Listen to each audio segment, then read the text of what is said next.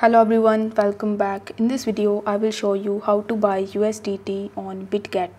In order to do this, you first have to launch your Bitget mobile app and then you just have to log in into your account. Now, if you haven't already created your account on Bitget, then I will put my link down in the description box so you can use that link in order to create your account on Bitget and get bunch of different perks and benefits and offers on Bitget. Now once you have successfully logged in or created your account on Bitget, on the homepage you are going to see this more tab. So you need to tap on more and then you will be landed on this more services page. Now over here you need to tap on buy and then you will be redirected on this buy page. Now over here you will have to first select your currency. So in order to select it, you will have to tap on this top arrow button, and after that you will have to just type your currency in the top and then your currency will be selected over here.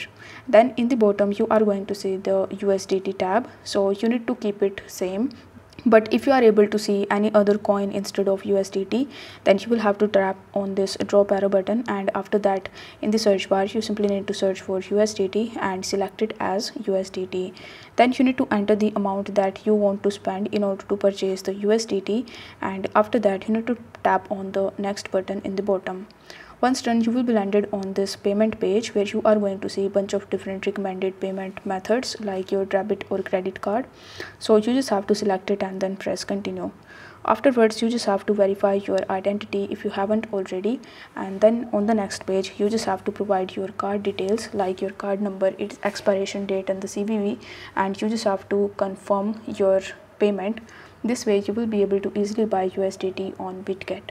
If the video was helpful, then don't forget to like the video and subscribe to the channel. Thank you so much for watching.